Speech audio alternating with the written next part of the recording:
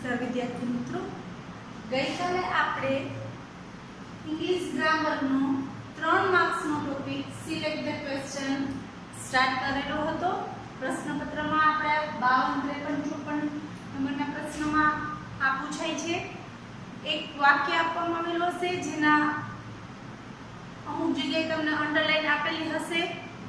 એ underline શબ્દ કયો શબ્દ અર્થ સૂચવે છે એ પ્રમાણે આપણે અલગ અલગ ઇન્ટ્રોગેટિવ પ્રોનાઉનને સિલેક્ટ કરવાના હોય છે.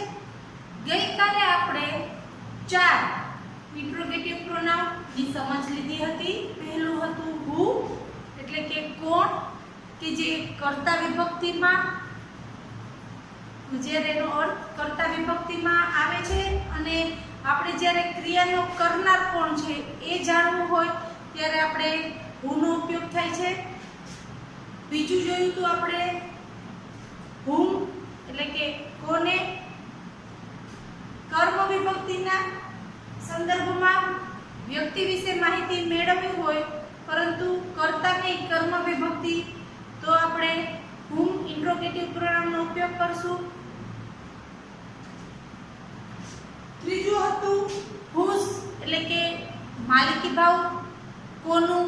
જ્યારે આપણે માલિકી ભાવનો વાત આવતો હોય, માલિકીનો સંદર્ભ હોય, એને લગતો કોઈ પ્રશ્ન હોય તો આપણે કયો ઇન્ટ્રોગેટિવ પ્રોનાઉન પસંદ કરશું? હુઝ. અને ચોથું જોયું હતું which એટલે કે ક્યુ, કઈ, કયો. એના આપણે બે ઉપયોગ જોયા હતા, પ્રાણી અથવા નાન્યતર જાતિ માટે તથા જ્યારે પસંદગીનો ભાવ આપણે સમજવો હોય, નક્કી કરવો હોય, which color you like most, તો એ માટે પસંદગી માટે આપણે which નો ઉપયોગ કરશું. આજે આપણે પાંચમું જોવા જઈ રહ્યા છીએ what એટલે કે શું. what એટલે કે શું. આપણે પૂછતા જઈશું what is your name, તમારું નામ શું છે, એવા ફોર્મલ માહિતી માટે. અને એનો એક વિશેષ ઉપયોગ છે કે જ્યારે આપણે કોઈ વ્યક્તિને એના પ્રોફેશન એટલે કે વ્યવસાય વિશે પૂછવું હોય, આપણે કોઈને પૂછવું હોય કે વોટ ઇઝ યોર ફાધર, તો એનો જવાબ હોય my father is a lawyer, my father is a teacher, my father is a doctor, my father is a businessman. Means કે જ્યારે કોઈ તમને એમ પૂછે કે વોટ ઇઝ યોર ફાધર, તો તમારે તમારા પપ્પાના વ્યવસાય વિશે, પ્રોફેશન વિશે જવાબ આપવાનો હોય છે. તો વોટ એટલે કે શું, જેમ કે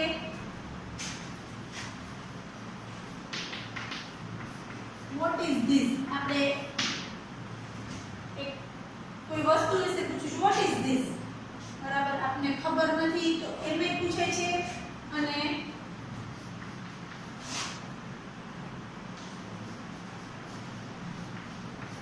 મહેશ ઇઝ અ ડોક્ટર, આ એક વાક્ય છે અને આમાં અંડરલાઈન પાર્ટ છે ડોક્ટર. સમજો, મહેશ ઇઝ અ ડોક્ટર. આપણે મહેશ નીચે અંડરલાઈન નથી, ડોક્ટર, ડોક્ટર એક વ્યવસાય છે. તો વોટ ઇઝ મહેશ, આપણો પ્રશ્ન કેવી રીતે બનશે? What is Mahesh, Mahesh is a doctor. આપણે જ્યારે વ્યવસાય વિશે જાણકારી મેળવવી હોય તો આપણે કયા ઇન્ટ્રોગેટિવ પ્રોનાઉનનો ઉપયોગ કરશું? વોટ એટલે કે શું. ફરી એકવાર, વ્યક્તિના વ્યવસાય વિશે જાણકારી મેળવવા માટે what is your father, what is your cousin, તો આપ તમે કહી શકો my father is a doctor, teacher or whatever પ્રોફેશનમાં હોય આપણે એ કહી શકીએ. પણ યાદ રાખવાનું કે વોટ એટલે એના વ્યવસાય વિશે આપણે આન્સર આપવાનો છે. છઠ્ઠું છે when, એનો અર્થ થશે ક્યારે. જ્યારે આપેલા વાક્યમાં કોઈ સમયનો સંદર્ભ હોય, સમયના સંદર્ભમાં સમયને લગતો કોઈ પ્રશ્ન પૂછવાનો થાય, બરાબર, when do you get up, પહેલો જ પ્રશ્ન આપણે પૂછીએ when do you get up. તમે ક્યારે ઉઠો છો? ક્યારે?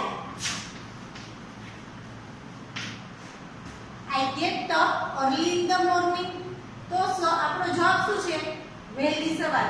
I get up at 7 o'clock. I get up at 6 o'clock. તો when do you get up? આપણે જ્યારે કોઈને સમય વિશે પૂછવાનું હોય, when will you reach the station? તમે સ્ટેશન પર ક્યારે પહોંચશો?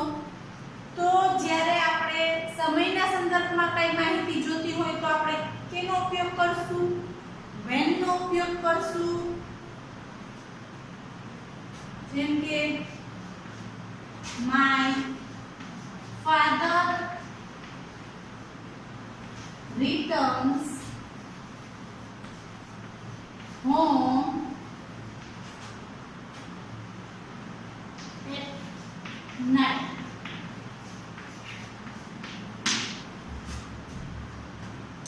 My father returns home at night. આપણે અંડરલાઈન છે at night. મારા પપ્પા રાત્રે ઘરે પાછા ફરે છે. તો at night શું બતાવે છે? in the morning, at night, in evening, ઓર કોઈ સમયમાં ટાઈમ આપી દીધો હોય 7 o'clock, 6 o'clock, ગમે તે સમય આપ્યો હોય તો આપણે પ્રશ્ન પસંદ કરવાનો રહેશે when વાળો. બરાબર? when does my father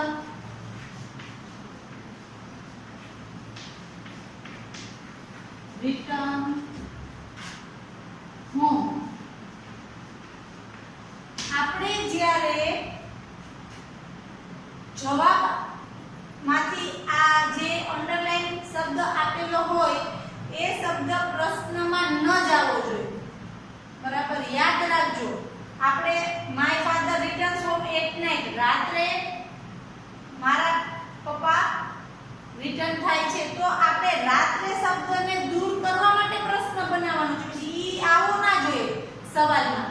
at night સવાલમાં આવવો જોઈએ નહીં. when does your father return home? હવે આપણે does રૂપામાં લખ્યું.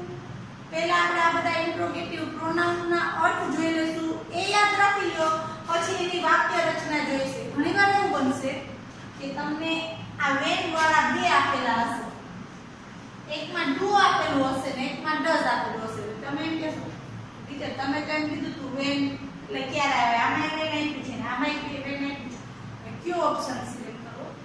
તો એ પછી આના પછી આ બધા આપેલા આના અર્થ જોઈ લેશું. ત્યાર પછી આપણે વન બાય વન આપણે આની વાક્ય રચના જોઈશું.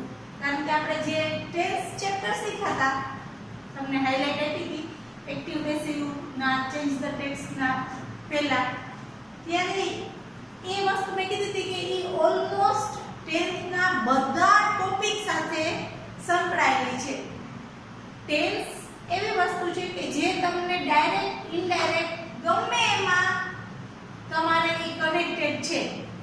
તો કાળની સમજ ખૂબ જ જરૂરી છે. હજી કહું છું કે રોજ એકવાર કાળના નિયમો અને ક્રિયાપદ એ બધું યાદ રાખશો તો આ વસ્તુ સમજવામાં ઘણું સહેલું રહેશે. આપણે આ ડુ કે ડસ ક્યુ લેવું એ આપણને પછી જોશું. અત્યારે તો આપણે એ યાદ રાખવાનું છે કે જ્યારે સમયના સંદર્ભમાં આપણે કોઈ પ્રશ્ન આપેલો હશે તો આપણે WHEN when નો ઉપયોગ કરશું. હવે 5 અને 6 જોયા. હવે આપણે નેક્સ્ટ પ્રોનાઉન જોઈશું.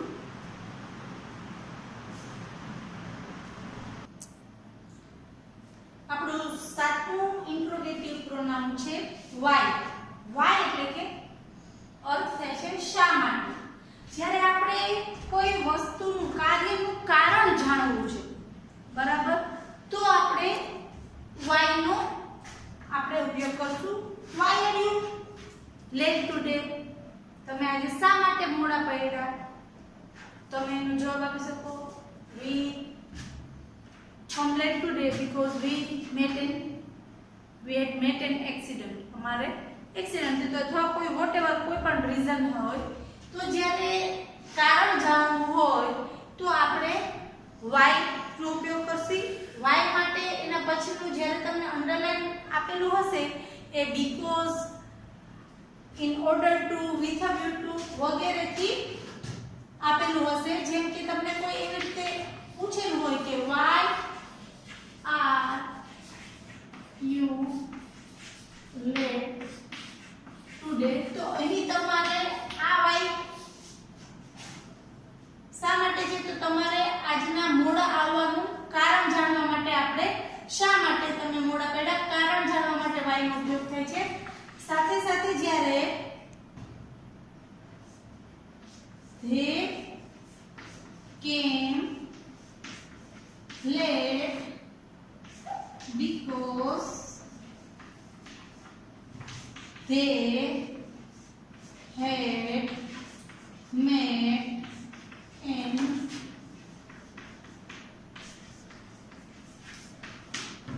accident. અને તમારે અંડરલાઈન પાર્ટ છે આ they came late because they had met an accident. તમારો અંડરલાઈન પાર્ટ આ હોય તો તમારે આપેલા ચાર ઓપ્શનમાંથી why did they come,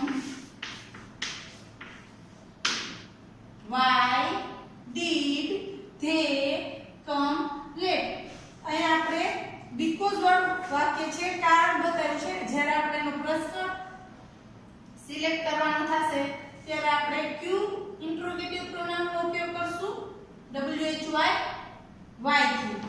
હવે એના પછીનું છે આઠમું where, એટલે કે ક્યાં, સ્થળના સંદર્ભમાં. on the playground, on the station, on the road, on the hall, in the classroom means ગમે તે કોઈ પણ સ્થળના ઉલ્લેખ આપવામાં આવ્યો હોય વાક્યમાં, તમારે કોઈ સ્થળના સંદર્ભમાં કાંઈ પ્રશ્ન પૂછવાનો હોય તો તમારે WHE આવી એનો where નો ઇન્ટ્રોગેટિવ પ્રોનાઉન નો ઉપયોગ કરશો. જેમ કે તમને કોઈ પૂછે where do you live, તો તમે કહેશો કે I live in ટંકારા, અથવા જે પણ આપણું ગામનું નામ I live in a village.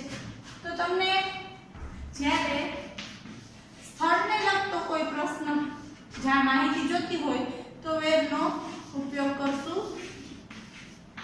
where do you live. અને બીજું કોઈ એક ઉદાહરણ હોય જેમ કે I met him on the playground.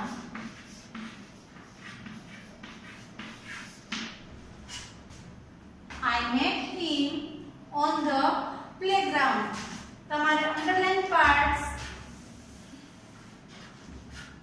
on the playground આપેલું છે તો તમને આપેલા ચાર ઓપ્શનમાંથી on the playground એટલે મેદાન, બરાબર. હું તેને મેદાન પર મળી. ક્યાં મળી તો કે મેદાન પર. તો આપેલા ચાર ઓપ્શનમાંથી આપણે જે where did you meet him, તો ફરી એકવાર સમજાવી દઉં. જ્યારે કારણ જાણવું હોય, શા માટેનો સંદર્ભ હોય, કારણ જાણવું હોય કોઈ પણ વસ્તુનું, તો આપણે why પ્રશ્નસૂચક શબ્દનો ઉપયોગ કરશું. અને જ્યારે કોઈ સ્થળના સંદર્ભમાં કઈ માહિતી જોતી હશે અને તમને અંડરલાઈન પાર્ટ્સ સ્થળ સૂચવતો હશે, ઝૂ છે, પેલેસ છે, તો એ બધા બસ સ્ટેશન છે, તો આ બધું શું સૂચવે છે? સ્થળ સૂચવે છે. તો તમને કોઈ સ્થળ સૂચક શબ્દ નીચે અંડરલાઈન આપેલી હોય તો તમારે where પ્રશ્નસૂચક શબ્દનો ઉપયોગ કરવો. આપણું નવમું ઇન્ટ્રોગેટિવ પ્રોનાઉન છે how. how એટલે કેવી રીતે. જ્યારે આપણે કોઈ કાર્ય કેવી રીતે થયું એ જાણવું હોય, એની રીત, એની મેથડ જાણવી હોય તો આપણે આ પ્રશ્નસૂચક શબ્દનો ઉપયોગ કરીએ છીએ. જેમ કે How did you reach the station? How did you reach the station? તમે સ્ટેશન કેવી રીતે પહોંચ્યા? આપણે એની રીત જાણવી, કાર્ય સ્ટેશને પહોંચવાનું કાર્ય કેવી રીતે થયું એ જાણવું છે. તો આપણે how નો ઉપયોગ કરશું. I reached the station by car. I reached the station by car. તો જો તમને જ્યારે આ સવાલ આપેલો હોય I reached the station by car અને અહીંયા અંડરલાઈન હોય by car નીચે, તો તમારે how થી બનતો પ્રશ્ન સિલેક્ટ કરવાનો રહેશે. કારણ કે by car શું બતાવે છે કે તમે સ્ટેશન કેવી રીતે પહોંચ્યા એ રીત બતાવે છે. એ જાણવા માટે આપણે શેનો ઉપયોગ કરશું? HOW, how. તો ફરીથી how એટલે કે કેવી રીતે, કાર્ય કેવી રીતે થયું તે જાણવા માટે આપણે how નો ઉપયોગ કરશું. He wrote the paper silently. A paper શાંતિથી લખે છે. તો આપણે કેવી રીતે લખે છે? શાંતિથી. જ્યારે સાયલેન્ટલી નીચે અંડરલાઈન આપેલી હોય તો આપણે how શબ્દ પ્રશ્નસૂચક શબ્દનો ઉપયોગ કરશું. હવે એના પછીનો 10મો પ્રશ્નસૂચક શબ્દ છે how many, એટલે કે કેટલા, કેટલી, કેટલું. જ્યારે કોઈ ગણી શકાય તેવી વસ્તુ કે વ્યક્તિની માહિતી આપણે જોઈતી હોય તો આપણે how many નો ઉપયોગ કરશું. How many brothers do you have?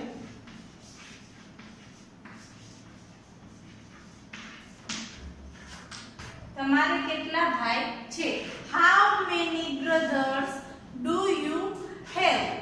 તો એનો જવાબ થાય I have 2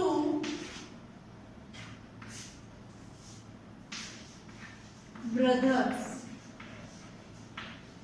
તો જ્યારે મારે બે ભાઈઓ છે, ગણી શકાય 1 2 3 4 કે કોઈ પણ સંખ્યામાં ગણી શકાતી હોય વસ્તુ, તો ત્યારે તમને જો આવી રીતે અંડરલાઈન પાર્ટ્સ આપેલો હોય અને પછી કોઈ વસ્તુ કે વ્યક્તિ આપેલી હોય અને એ ગણી શકાય એમ હોય તો તમારે how many વાળો ઓપ્શન સિલેક્ટ કરવાનો. જેમ કે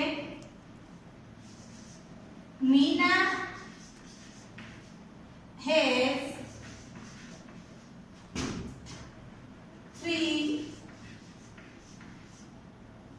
dress.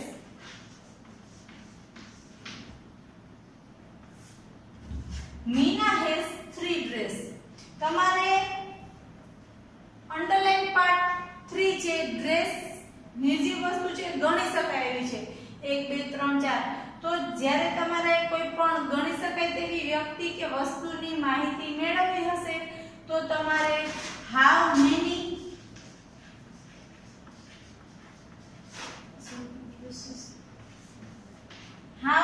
dresses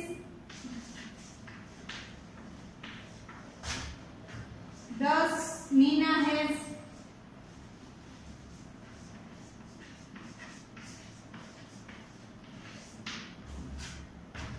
તો તમારે જ્યારે કોઈ પણ ગણી શકાય તેવી વ્યક્તિ કે વસ્તુની માહિતી જોતી હોય તો તમારે how many પ્રશ્નસૂચક શબ્દ ઇન્ટ્રોગેટિવ પ્રોનાઉન નો ઉપયોગ કરે, જેનો અર્થ થાય છે કેટલા, કેટલી અને કેટલું. ગણી શકાય માટે આપણે જોયું how many, જેમાં આપણે જોયા કે કોઈ પણ વ્યક્તિ કે વસ્તુની જેની સંખ્યામાં ગણતરી થઈ શકતી હોય એના માટે how many નો ઉપયોગ થાય છે. એવી જ રીતે હાઉ મચ આપણું 11મું ઇન્ટ્રોગેટિવ પ્રોનાઉન છે, જેનો અર્થ પણ કેટલા, કેટલી, કેટલું એટલે કે હાઉ મેની અને હાઉ મચ સરખા જ છે, પરંતુ જ્યારે ન ગણી શકાય તેવી વસ્તુનો જથ્થો જાણવો હોય, જેમ કે પાણી, વોટર, ઘી, ઓઇલ, કોઈ પણ ભાવ છે, પ્રેમ, નફરત, આ બધી વસ્તુને માપી ન શકાય, ગણી ન શકાય, બરાબર.